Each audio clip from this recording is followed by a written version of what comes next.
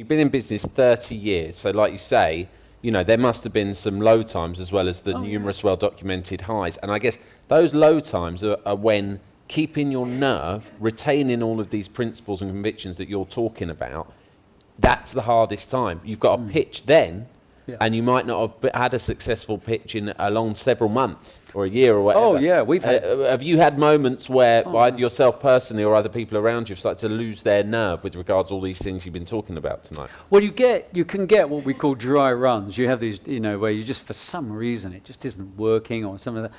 Then I do think you have to step back and go, are we doing something wrong here? Are we not kind of, reading it correctly?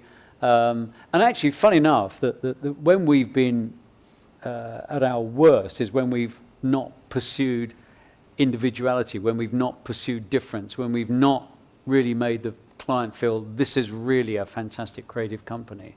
For some reason, we've allowed strategy to ride over the creativity, and that's when I think we've sort of lost a number of pitches. And I think that's, deadly. And especially if you have a point of view and clients see you wavering from your point of view, that's doubly damaging.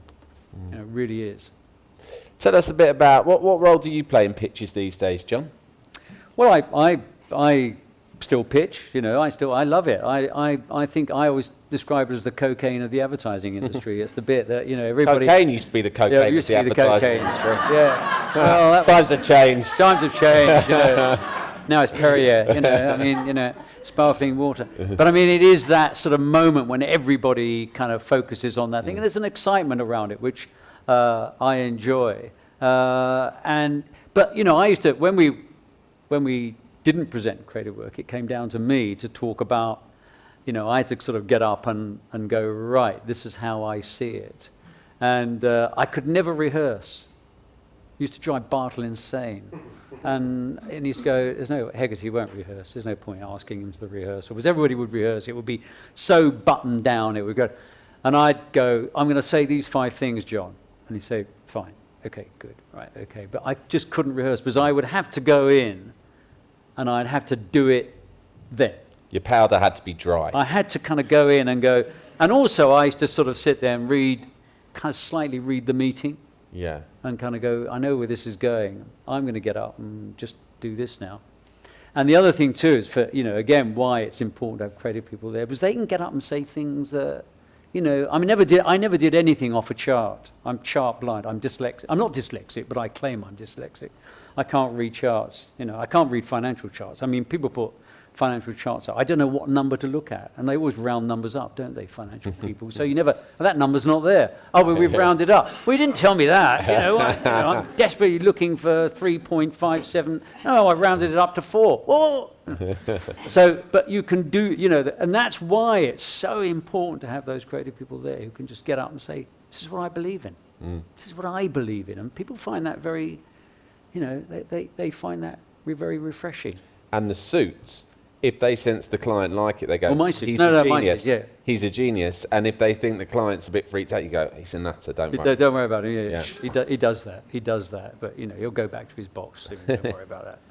And tell us just a little bit about, you were telling me earlier, we're going to throw it out to questions for a while, but just for a bit of fun about an early pitch of yours. I think it was for Levi. I think I wrote about it in my book about, that whole thing of trying to kind of, you're throwing together a pitch and trying to give a good image, as much as you would say that it's not about the environment, it's not about the superficialities, but you did have to throw together something that looked like you were more established than you were, didn't you? Well, the Levi's pitch was very interesting because it was very funny because we'd been going about 2 months and we got this letter and it said, Levi's letter, we're putting together a presentation for pitching for our business. We'd like to come and see you, and just for a credentials pitch. And we kind of went, oh my God, this is a joke. First of all, it's a joke. Somebody's winding us up, So we sort of, thought, I know it's a joke. Somebody, And so we called the number up and we got through to it, and he said, excuse me, we've received this letter. Oh, that's right, yes, that's BVH, yes. The team would like to come and see you for a credentials pitch. And we go, oh, Jesus Christ, we can't. What are we going to do? We're in these rented offices that I call Regency. They were kind of like Regency-esque, you know, those dreadful Regency kind of wallpaper and those Regency prints on the wall, sort of places that, you know, accountants love for some particular reason. I don't know why. But anyway, that's what we had. And so Nigel decided we've got to fill the wall with ads so that, you know, it isn't anything like a kind of, you know, boring sort of rented office that we were in. I mean, it was one of these shared offices. It was just off Regent Street. And so we stuck all these ads up, and Levi's came in, and it sort of went quite well, and we talked about what we were doing and stuff like that. And then they left, and we took all the ads off, but for some reason it pulled all the wallpaper off the fucking wall. And so one of the most important expenses we had to lay out in our early days was repapering this dreadful office back with Regency wallpaper. I quite liked it the way it was. It was sort of, you know, sort of punkish Regency, really. Yeah. It was that. But then we got on the shortlist, and apparently they said we couldn't think of any reason to take you off. And that was the only reason we got on. Nice. Great, you know, so that was good, wasn't it? And, you know, as I already said, the pitch came, and we heard that, you know, BNP had shot stuff, and McCann's were the incumbent, and they were kind of, you know, doing fantastic amount of work. And we were 3 months old. We didn't have these resources. And so again, you know, it was a point when we almost withdrew. We almost said, look, this is just a waste of time, you know, go and do something else. But we thought, no, we'll stay with it. Great brand, it could be good.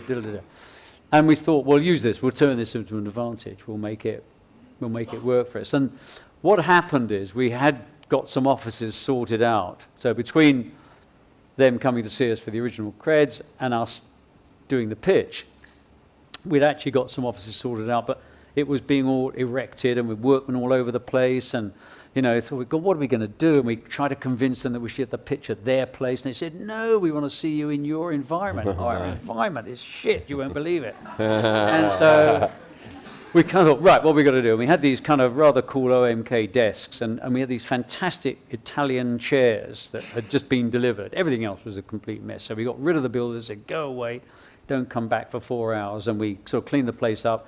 In they came, and it was, at the time, it was for their North European division. So it was the UK, Sweden, Norway, Denmark, and a couple of other markets in Northern Europe. Belgium, I think, was part of it. And also joining the pitch was their head of Europe, Lee Smith. And Lee Smith was straight out of California. He was about 6'3", jogged at least 3 times a day, permanent suntan, corporate America. When he shook your hand, it really did almost break. And as he walked in, I thought, we've lost it. That's it. There's no way. No way. He's never going to buy this agency that's got hasn't even got a desk, really. It's sort of made this desk up. And anyway, but we just told them what we thought. We told them that, you know, most brands go wrong because they actually lose their roots. And what they had to do was refine their roots, go back to what made them great. And that's one great thing, actually. That's the first strategy whenever you're pitching. Because obviously something's gone. It's usually because the client's lost where they came from, and they haven't got the ability to go back. And anyway, we did this pitch, and it went brilliantly. I could tell it was going brilliantly because there was this wonderful guy from Scandinavia who kept giving me the thumbs up. Because obviously he was saying everything. And, and in the end, they turned to Lee Smith, who'd been sitting there, said nothing, you know, 6'3", tanned like that, button-down shirt, the whole bit. And they said, so Liz, you know, is there anything that you would like to ask? And he went, no, I've just got one question. No, he said, that's right. He said, no, there's just one thing I'd like to say. And I think this is it. It's all over, you know. Guys haven't got an office, you know, well, how can we give our business to these people? And he just said, these are the finest chairs I've ever sat in. So basically, a brilliant chair won the Levi's business. You know. And you're telling us it's not about the superficial thing. We end on that. Get a good chair. Get a great chair. Yeah, but actually, it is interesting that. But I mean, I'd say it isn't about. But don't ever forget all those little bits and Yeah. pieces. You know, I mean, I think one of the great things that this success that the Olympics has taught us, and one thing is, it's that thing of everything is incrementally better. You know, that interview with the guy who was in charge, who was heading up the cycling thing, everything was 2.5% or 1% better. So the helmets were 1% better, the design of the bike was 1% better, the manufacture of the bike was 1% better, the team was organised 1% better, the riders were practicing and you put that all together and suddenly it's all much, much better. And never forget that. Don't ever forget that. But that's it's like the easy stuff. You know, it's like you go to, sometimes, I don't know about you, but we go to a new restaurant opening and they go, fantastic decor, food's really fantastic, they're playing shit music. Yeah. And you think, how could you have done everything that is difficult so well and get a fucking music? You know, it's blasting so you can't have a conversation. You think, what's happened here? Because nobody thought about all those little things. You've got to do those things right. I mean, one of the things we always do in our presentations is we give everybody a sheet in front of them with photographs of everybody in the presentation with their name, with their title. And the number of times clients have said to us, that was really, really helpful. Because you go in, you introduce everybody, you forget the names, you don't know that. The cards that people have got in front of them get mixed up because people pause coffee. They've got a picture, they've got your name, they've got your title. And, little things like that are just smart. And that shows you're smart. You care about the little things. But, in the end, you've got to be, it is about the big idea, the vision. You've got to stitch all those things together. Good stuff. Thanks, John.